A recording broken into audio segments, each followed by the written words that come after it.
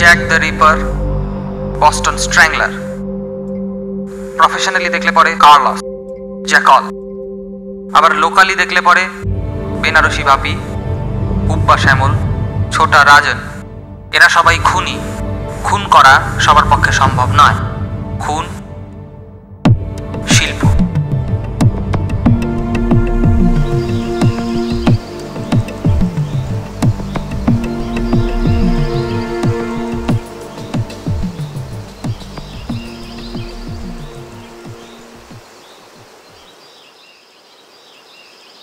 না না, অত শত তো বুঝি না, মোদ্দা প্রবলেমটা তো তুমি। হ্যাঁ শালা, 1-2 বছর নয়, হ্যাঁ দীর্ঘ 6 বছর ধরে প্রেম করছি। হ্যাঁ, আর এখন যদি আমাকে এসব শুনতে হয় শালা, না একটা ব্যাপার তুমি বোঝো। হ্যাঁ বস, হ্যাঁ তুমি একটা ব্যাপার বোঝো, এই প্রবলেমটা যদি তোমার সাথে হতো তুমি কী করতে? ছেড়ে দিতে, আমাকে ছেড়ে দিতে বলো।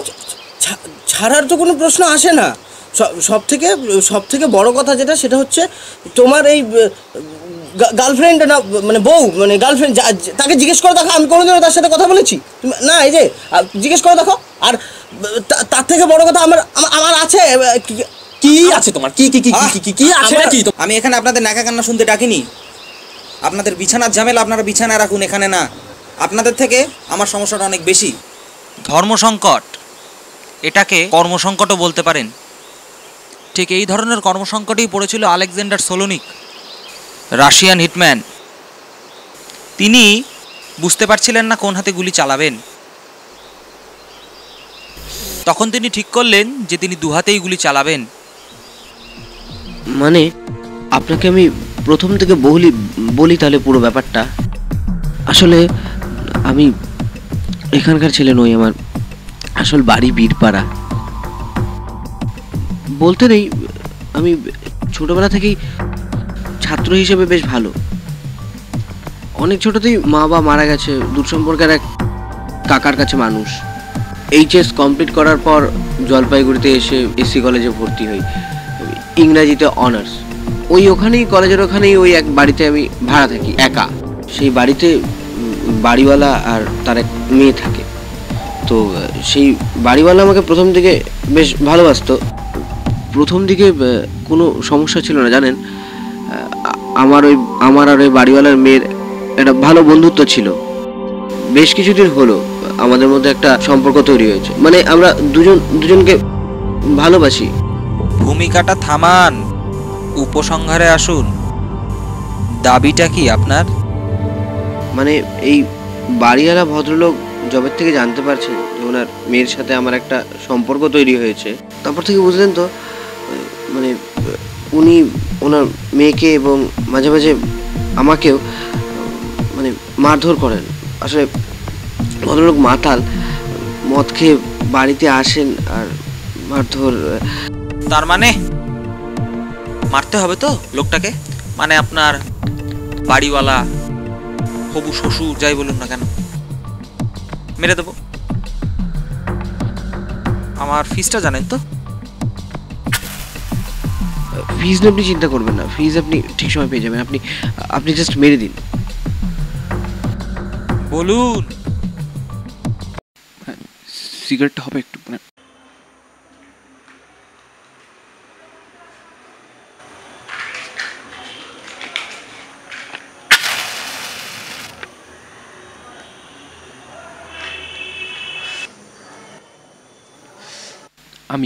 আমি একটি মেয়েকে অনেকদিন ধরে ভালোবাসি। 6 বছর হয়ে গেল।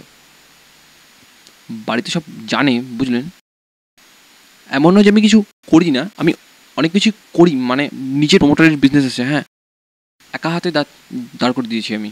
এবার যেটা দাঁড়াচ্ছে, ইদানিং ও কলেজে ভর্তি হয়েছে। হ্যাঁ, কলেজে ভর্তি হওয়ার পর যেটা হয় আর কি, মানে একটা ছেলের প্রেমে পড়ে গেছে। হ্যাঁ, এবার মানে কি বলবো, মানে আমার মনে হচ্ছে ও আমাকে চিট করছে।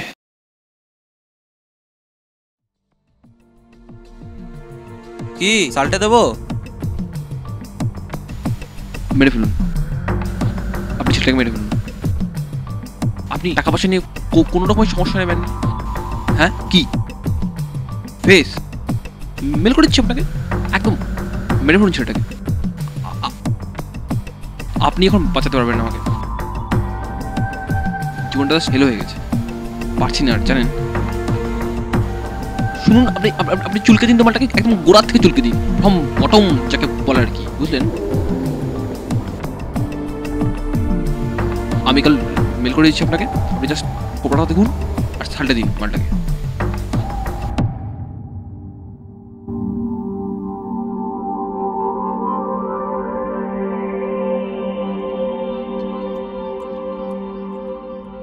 প্রফেশনাল কিলিংয়ের কিছু রুল থাকে। 1 নম্বর, কাস্টমারের সিকিউরিটি। আর 2 নম্বর, যদি কোনো কাজ আমি ওঠাই সেই কাজ আমাকে কমপ্লিট করতে হবেই। ইনি আমার প্রথম কাস্টমার, তাই ইনার সিকিউরিটিটা আমার দায়িত্ব। আর আপনি আমার সেকেন্ড কাস্টমার, তাই আপনার কাজও আমাকে করতে হবে। তাহলে এবার আমার প্রবলেমটা আপনি বুঝুন। অত শত তো আমি বুঝবো না বস, আমি তো আপনাকে টাকা দিয়েছি, আমার কাজটা আপনাকে করতেই হবে। হ্যাঁ, এরপর আর কি দাঁড়ায় তাহলে আর? হ্যাঁ, যথার্থ উক্তি, কিন্তু আপনারা একটা রাস্তা বের করুন, যে কোনো একটা রাস্তা। না মানে আমার কাছে কিন্তু একটা পথ আছে। মানে মানে ধরুন, মানে যদি মানে ব্যাপারটা কী হচ্ছে, মানে আমি মানে আপনি জানেন আমি তো ছাত্র হিসেবে খুব ভালো, তো আমার 3rd ইয়ারও শেষ প্রায়। এবার মানে পরীক্ষাটা শেষ হয়ে গেছে, আমি এখানে আর থাকবো না। আপনি আপনি আপনি যদি ওই মানে আমার যে বাড়িওয়ালা, মানে তাকে যদি আপনি মেরে দেন, আপনাকে তো আমি আগেই বলছি যে ওনার প্রচুর পয়সা পাবো। আপনার যা টাকা সব তো আমি দিচ্ছি, আপনাকে আরও টাকা দেবো, দরকার হলে উনিও টাকা পাবেন। এবং আমি এখানে থাকবোই না। আমি ওই মেয়েটাকে নিয়ে, ওকে আমি খুব ভালোবাসি, আমি ওকে নিয়ে এখানে থাকবো না, কলকাতা চলে যাবো। আর out of sight out of mind বলে তো একটা কথা হয়। হ্যাঁ, এবার আমি যদি এখানে, আর তোমাদের মানে আপনাদের মোটামুটি যা প্ল্যান, তাদের তো বিয়ের পরে তো আপনার বউ পড়াশোনা করছে না, তো সেই জায়গায় দাঁড়ায় আমাকে আর দেখার কোনো চান্স নেই। এবার আমার এই ভদ্রলোককে যদি আপনি মারেন, তাহলে আপনি দেখেন যে মানে এই ভদ্রলোককে মারা হচ্ছে, আমি এখানে থাকছি না। আমি এখানে না থাকলে ওনার মানে গার্লফ্রেন্ডের কোনো চাপ হচ্ছে না, ওনার কোনো চাপ হচ্ছে না, ব্যাপারটা সলভ হয়ে যাচ্ছে। তাহলে একজনকে মারেই কিন্তু কাজটা সম্ভব। মানে আমি এটা বেস্ট ওয়ে আমার মনে হয়। আগামী পরশু আমি যাব আপনার শ্বশুরকে মারতে। একটাই রাস্তা, আপনার শ্বশুরকে মারা হবে, তার টাকা আপনি আমাকেও দেবেন, ইনাকেও দেবেন, আর তারপর আপনি out of sight out of mind. অতকিম পরশু। দুপুরবেলা না উনি বাড়িতে একলা থাকেন, আমার মনে হয় সে সময় খুনটা করা ঠিক হবে।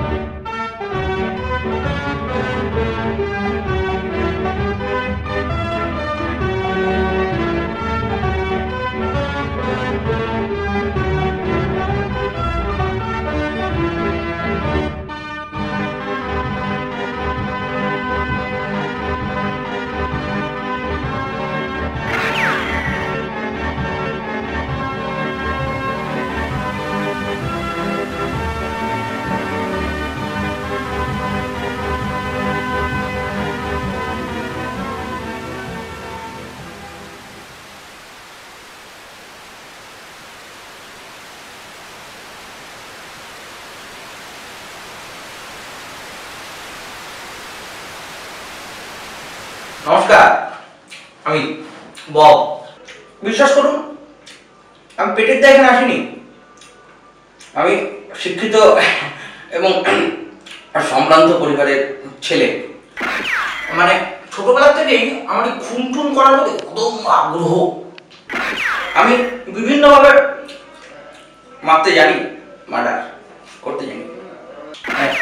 মার্ডার এই ব্যাপারটা মানে বিভিন্নভাবে করা যায়, আমি পারি। যেমন ধরুন বরফের গুলি দিয়ে করা যায়, কিংবা ধরুন ফুসফুসে আলপিন গুঁজে খুন করা যায়। লেটেস্ট এখন যাচ্ছে যেটা, একটু ওই পোদে লঙ্কা বমতি খুন করা যায়। আসলে কি ছোট থেকে আমি অজিতের ভক্ত, তো ওই জন্য ওই খুন খাওয়াটা খুন আমার খুব প্রিয়। এর মধ্যে শুনেছেন ওই মানে ওই পেটো মেরে ছোট বড় কম্পিটিশনে আমি 6টা মেরেছিলাম, 6টা পেটো মেরেছিলাম।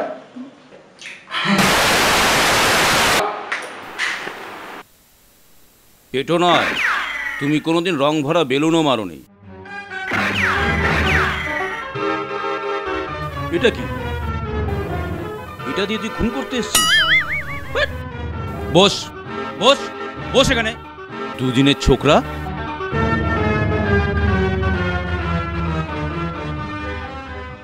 হুব্বা শ্যামল, জ্যাকল, কিভাবে যেন খুন করিস তুই? বরফের গুলি, আরে কোথায় যেন লঙ্কা বোম গুজিস। হিন্দি সিনেমা দেখে খুন করা শিখেছিস, আর অডিশনের সময় বড় বড় বাতেলা। ধর্মসংকট? ওরে গাধা, আগে প্রথম কাস্টমারের কাজটা শেষ কর, ব্যাস তার সঙ্গে সম্পর্ক শেষ। তারপর দ্বিতীয়টা। সমস্যার তো কিছু নেই। আমি তোকে প্রফেশনাল কিলিংয়ের লার্নার লাইসেন্স দিলাম, আর তুই বেশ করেছি, খুন করেছি সোসাইটির ট্রেনি হয়ে এরকম একটা গর্ধবের মতন কাজ করলি। না স্যার, মানে স্যার না। চুপ! এই সংস্থা থেকে কত বাঘা বাঘা খুনি বেরিয়েছে তুই জানিস?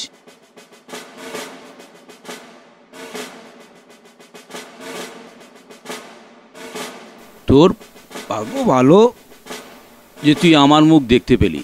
সচরাচর আমার মুখ কেউ দেখতে পায় না জানিস।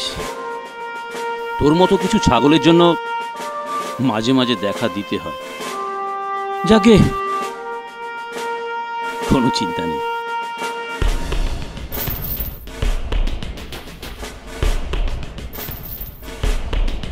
অজিত, তপেশ, লাশটাকে নিয়ে যা। যত সব ভাট ছেড়ে ফেলে, এদের সালা মরে যাওয়াই উচিত।